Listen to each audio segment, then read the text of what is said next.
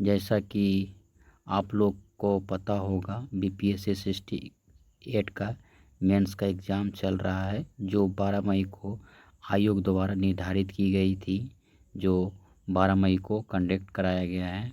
तो हम आज इस पे विस्तार से देखेंगे पेपर का नेचर क्या रहा है, पेपर का पैटर्न में क्या बदलाव हुआ है, किस टाइप के क्वेश्चन बन रहे हैं।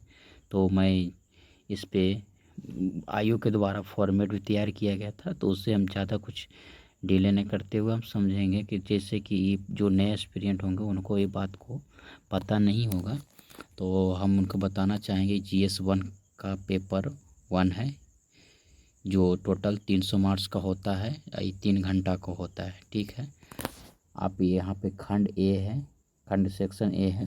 सेक्शन ए से क्या पूछा गया है, थोड़ा सा हम आगे बढ़ेंगे।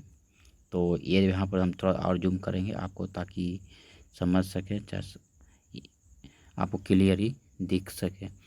तो यहाँ पे लिखा हुआ निम्नलिखित पर संक्षिप्त टिप्पणियाँ लिखें। तो यहाँ पे देखिए आयोग के द्वारा खंड ए में पूछा गया है ABCDE यानी 5 को शॉर्ट नोट्स लिखने के लिए कहा गया था। बीपीएससी के द्वारा 5 शॉर्ट नोट्स लिखने के लिए कहा गया, जो टोटल आपको 8 नंबर 8 नंबर 8 नंबर 7 नंबर और 7 नंबर, मतलब आपको 38 मार्क्स का यहाँ पे दिया गया है। मतलब टिप्पणी में छोटा शॉर्ट नोट्स में आपको 5 क्वेश्चन को आंसर देना था, जो शॉर्ट नोट्स में होगा।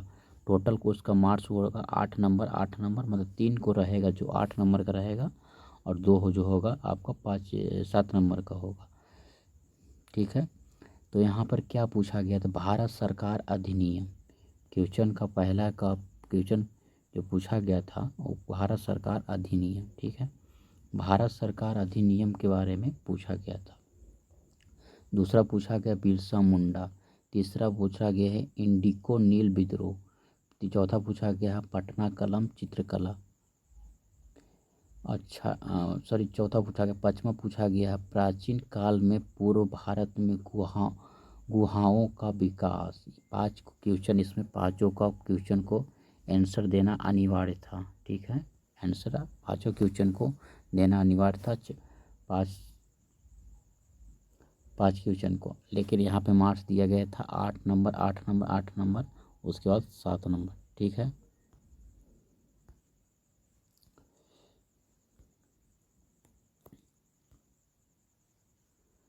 तो हम इस पे बताएंगे आपको एक क्वेश्चन जो है मॉडर्न हिस्ट्री से, आपको अगर पढ़े हुए 1857 की क्रांति, उसके बाद ये टॉपिक आता है 1858 के बारे में। भारत सरकार अधिनियम के बारे में आपको संक्षिप्त में लगभग आपको यहाँ पे 8 मार्क्स का दिया होगा, 8 मार्क्स का दिया होगा, तो आप उसमें लगभग तो आप 70 वर्ड में या 60 या 70 वर्ड में इसका आंसर दे सकते थे।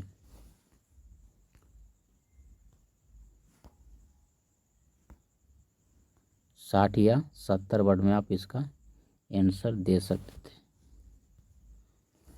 अब यहाँ पे 60 या 70, इसका क्वेश्चन तो आप बना ही सकते। बिरसा मुंडा आंदोलन, ये भी आपका क्वेश्चन लगभग बनने के कगार पे था, आप इसको पढ़े होंगे। बिरसा मुंडा आंदोलन,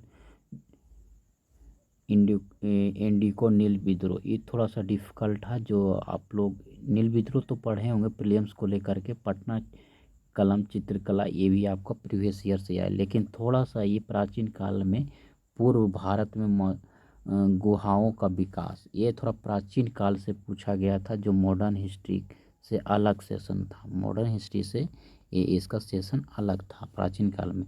प्राचीन काल में पूर्वी क्षेत्र में भारत में गुहाओं का विकास, इसका मतलब पूर्वी भारत में जो गुहाओं का विकास हुआ उसके बारे में ही पूछ रहे, प्राचीन काल में पूछ रहा, ना कि आधुनिक काल में। ये आपको थोड़ा सा डिफ़िकल्ट लगा था, थोड़ा सा इसको आप कर सकते थे। और आगे जाते हैं, ये आपका लॉन्ग क्वेश्चन आ गया है जो 38 नंबर का होगा। 38 नंबर यहाँ पे दिया हुआ है, जो उसमें 5 क्वेश्चन है, 2 का ए, ठीक है। इसमें दिया गया भारतीय राष्ट्रीय आंदोलन के उदय के कार कारकों की चर्चा कीजिए। इसने स्वतंत्रता संग्राम की प्रकार दिशा दी। भारतीय राष्ट्रीय आंदोलन के उदय, यहाँ तक आप समझ गए। उदय, उदय के बाद फिर कारकों की चर्चा कीजिए। उदय के बाद कारकों की चर्चा की, फिर इसके बाद इसने स्वतंत्रता संग्राम को किस प्रकार दिशा दिया है। किस प्रकार स्वतंत्रता संग्राम, यहाँ पर देखिए टॉपिक, यहाँ पर किस प्रकार दिशा दी है, इसके बारे में आपको लिखना था।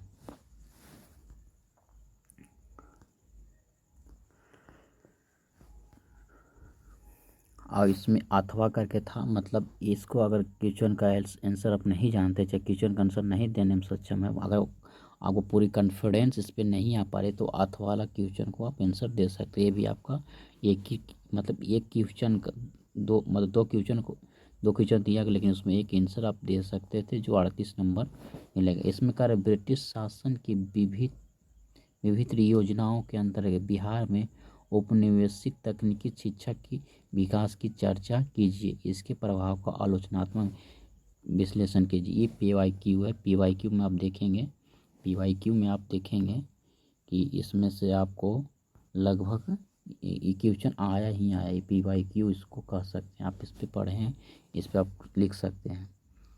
आपका एक क्वेश्चन ये आया 3 नंबर क्वेश्चन, जो 38 नंबर का है। प्राचीन काल में उत्तर भारत में हुई मंदिरों के विकास का विश्लेषण कीजिए। प्राचीन काल, यहाँ पर देखिए, वहाँ पर पूर्वी पूछा है, यहाँ पे उत्तरी में हुए मंदिरों के विकास का विश्लेषण कीजिए। मंदिरों का विकास का कीजिए। यहाँ पे देखिए पूर्वी दिया हुआ, वहाँ पे उत्तरी दिया हुआ, ठीक है। जैसे आप क्वेश्चन का नेचर समझ सकते हैं, कुछ कुछ थोड़ा सा डिफ़िकल्ट है, जो PYQ से अलग दिखता है, इसको कह सकते हैं PYQ से अलग। अब इसका एक और आया है, जो समाज और संस्कृति पर रविन्द्रनाथ टैगोर का सिलेबस है, PYQ का आधारित है, लेकिन क्वेश्चन का नेचर जो है अलग दिया गया है। ये PYQ से दिया रविन्द्रनाथ टैगोर, महात्मा गांधी, ये सभी जो है आपका सिलेबस नहीं है, लेकिन थोड़ा सा क्वेश्चन का वर्णन कीजिए, विचारों के वर्णन की। किसमें विचार करना, समाज संस्कृति पर विचार कीजिए। रविन्द्रनाथ के विचारों के समाज में उनका क्या भूमिका रहा है, संस्कृति के बारे में रविन्द्रनाथ का विचार क्या क्या उन्होंने बताए हैं, इस पर व्याख्या करने के लिए बोला गया था। अब आते हैं सेक्शन 2। यहाँ पे सेक्शन 2 यानी बी खंड को देख सकते हैं। बी खंड को भी क्या किया है, निम्नलिखित पर संक्षिप्त टिप्पणी लिखी है, मतलब इस पर भी टिप्पणी लिखने के लिए आयोग ने कहा है। टिप्पणी में क्या कहा, इस पर टिप्पणी में इसमें भी 5 क्वेश्चन, मतलब लॉन्ग शॉर्ट नोट्स लिखने के लिए आयोग के द्वारा, ये भी आपका सेम ही जैसे सेक्शन 1 में था, सेक्शन 2 में उसी टाइप का टिप्पणी लिखने के लिए बोला गया था। इसमें कहा कि 18वीं राष्ट्रीय स्काउट एवं गाइड जम्बूरी का आयोजन किया गया। जम्बूरी का आयोजन कहाँ किया गया, इसके उद्देश्य का वर्णन कीजिए। ये थोड़ा सा क्वेश्चन जो है, जो टिप्पणी करने के शॉर्ट नोट्स में आंसर देना था, इसको आप लगभग 60 या 70 वर्ड में आप आंसर दे सकते हैं, जो काफ़ी सफिशिएंट होगा, अच्छा मार्क्स दिया जा सकता है इसमें, ठीक है। आप आगे का डिस्कशन मैं करूँगा। एक हो गया बी सेक्शन, ए सेक्शन कर दिया, तो बी सेक्शन में कर राष्ट्र संघ लोक प्रशासन नेटवर्क के शांति का सुदृढ़ सिद्धांतों के प्रबंधन के सत विकास उद्देश्य 16 के शासनादेश का उल्लेख कीजिए। ये भी थोड़ा सा पॉलिटिक्स में आना चाहिए था, मुझे जैसा लग रहा है उस हिसाब से ये पॉलिटिक्स का टॉपिक है, लेकिन इसमें आपको पूछ दिया गया है। ये आपका बिहार रिलेटिव है, 2 नेशनल एक इंटरनेशनल था। ये दोनों नेशनल होगा, ये दोनों नेशनल का करंट था। ये बिहार से पूछा गया, ये भी बिहार से था। आत्मनिर्भर ये भी बिहार से था। मैंने 3 क्वेश्चन जो है बिहार करंट अफेयर से था, बिहार सीए से था। 3 question, 2 question in short notes national था, नेशनल। इसमें का बिहार के अधिकार आधारित इस सेवा पदायगी परिदृश्य का वर्णन कीजिए। इस सेवा मतलब नेटवर्किंग के बारे में इन्होंने बात कर रहा है। इस सेवा नेटवर्किंग, जैसे कि बिहार सरकार ने जैसे अभी बहुत कुछ ऑनलाइन से प्रोवाइड कर रहे हैं।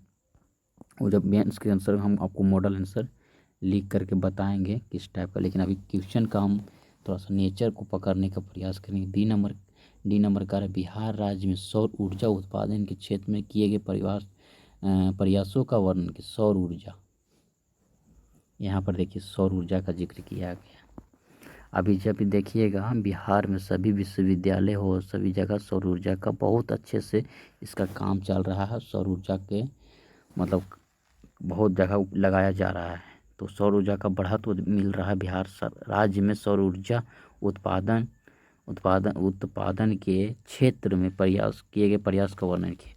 क्या क्या प्रयास रहा है, क्या क्या इनको खामियां परेशानी का हो रहा है, सब इसमें जिक्र करना है। अब आगे हम आते हैं आत्मनिर्भर भारत हम पढ़ गया। आत्मनिर्भर बिहार 7 निश्चय 2 जो 20 से 25 सुशासन कार्यक्रम की विशेषता का आलोचनात्मक वर्गीकरण की। इस पे आप गेसिंग कर सकते थे कि इस टाइप का क्वेश्चन आएगा, क्योंकि इसका बहुत बड़ा सेक्टर है। 7 निश्चय 2, 7 निश्चय 1 पहले था, अब उसको 7 निश्चय 2 कर दिया गया है। तो आत्मनिर्भर बिहार के 7 निश्चय 2 2020 से 25 सुशासन कार्यक्रम की विशेषताओं को आलोचनात्मक प्रशिक्षण कीजिए। ये आपका 3 क्वेश्चन हो गया है बिहार करंट अफेयर से। एक सौर ऊर्जा वाला, एक गवर्नेंस मतलब ये इंटरनेट वाला, ठीक है। अब आगे पढ़ेंगे। ये आपका 5 का ये कह रहा है भारत में विदेशी विश्वविद्यालयों को कैंपस स्थापित करने के लिए दरवाज़ा खोलने के लिए विश्वविद्यालय अनुदान आयोग द्वारा हाल ही में घोषणा मसौदा नियम क्या है, ठीक है, इसके बारे में बताना है। आप भारत में उस शिक्षा पर उनके प्रभाव के बारे में कैसी भावनाओं की कल्पना करते हैं। क्या आपको लगता है कि यह खेल परिवर्तन होगा? अपने उत्तर के समर्थक में तर्क दीजिए। मतलब इसको 3 पॉइंट से सजाने के लिए बोले। पहले, भारत में विदेशी विश्वविद्यालयों को कैंपस स्थापित करने के लिए विश्वविद्यालय अनुदान द्वारा हाल ही में घोषणा किए नियम क्या है, इसके बारे में क्या है पूछा। मतलब विश्वविद्यालय अनुदान जो आपने घोषणा कर दिया वो क्या है, उसके बारे में बताना होगा। आप भारत में अपने राज्य अपने कंट्री में शिक्षा पर उसके प्रभाव के बारे में कैसी भावना की कल्पना करते हैं। आप अगर हमारे कंट्री के अंदर विदेशी विश्वविद्यालय आकर के हमारे इंडिया कंट्री वाले लोगों को उसको प्रोत्साहित करते हैं, तो उन्हें पढ़ने के लिए किसी विदेश अदर कंट्री में नहीं जाएंगे, उससे अच्छी शिक्षा मिलेगी। इसके बारे में आप अच्छी से बहुत करंट का मुद्दा है, करंट में रहा है। आपको संसद टीवी पे दिया गया था। हमें इसको बहुत अच्छे से मेरा नोट्स प्रिपेयर किया गया है, इसे अच्छे से समझ सकते, बहुत बढ़िया से इस पर आप लिख सकते थे। संसद टीवी अगर देखेंगे उस पर बारीकी से चर्चा किया गया था।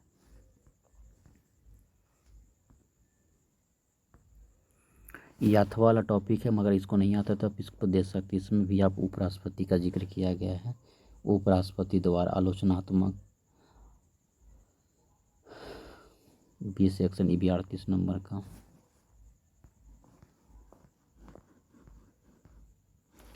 आपका एक क्वेश्चन आ गया है करंट अफेयर G20।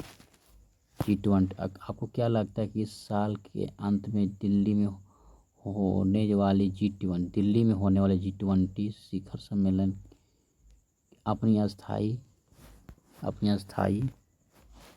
विकर्णात्मक चुनौतियों के बावजूद भारत अपनी महाकांक्षा के माध्यम से सफल बनाने के विकासशील दुनिया के नेतृत्व में पुनः प्राप्त करना चाहती है। G20 से आप लोग सभी से परिचित होंगे कि G20 का ही क्वेश्चन आया हुआ है। इसे थोड़ा सा बहुत लंबा कर दिया गया है, इसमें ज़्यादा कुछ नहीं। G20 बहुत चर्चा में रहा भारत में, उसके बारे में। ये थोड़ा भूकंप के बारे में भी करंट का मुद्दा है, करंट में रहा है, करंट बेसिस पर था। ये आपका DI सेक्शन हो गया, जो 72 नंबर का आप लोग रहता है, 72 नंबर का रहता है। 72 नंबर का जो सेक्शन C है DI का सेक्शन है।